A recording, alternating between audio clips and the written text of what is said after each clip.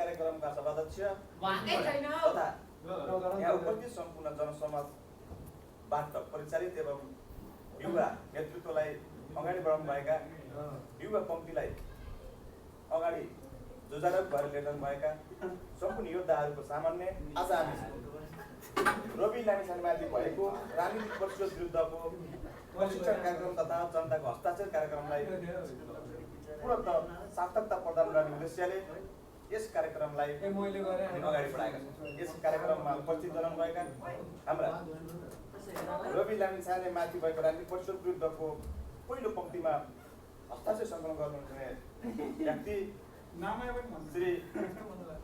तिलक बहादुर सरलाई अतिथिको सित आसन गरिदिनुमा हार्दिक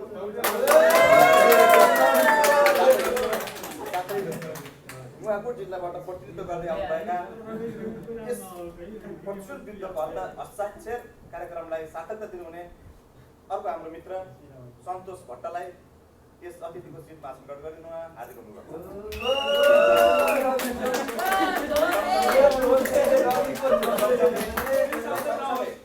विभिन्न पार्टीमा आबद्ध भएर पनि यस पार्टीको नभएर एक व्यक्तिमा लागेको राज्य प्रतिशोध विरुद्धको हस्ताक्षरलाई साक्षरता प्रदान गर्नको लागि एउटा युवा पक्षबाट अगाडि जागरुक युवा साथ दिनुहुने युवा प्रजित चौधरीलाई पनि अतिथिको सिटमा आसन गरिदिनु।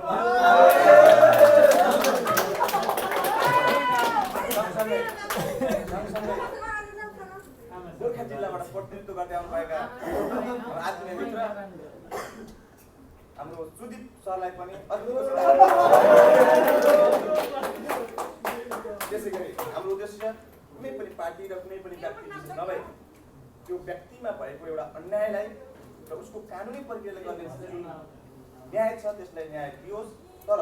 जुन राज्यले उसलाई प्रतिशोधपूर्ण व्यवहार गर्यो त्यसको लागि एउटा हस्ताक्षर कार्यक्रम अभियान सञ्चालन भएको छ, विश्वव्यापी नै बढेको छ।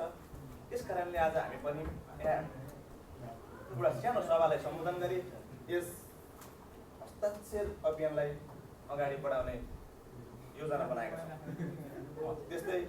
यस हस्ताक्षर कार्यक्रममा उल्लेखनीय उपस्थिति जनाउनुभएका सम्पूर्णलाई हृदयदेखि नै धन्यवाद दिँदै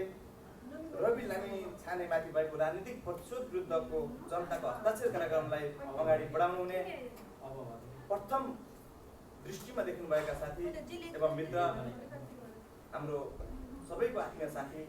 तिलक सरलाई म एउटा सानो मन्तव्य राखिदिनको लागि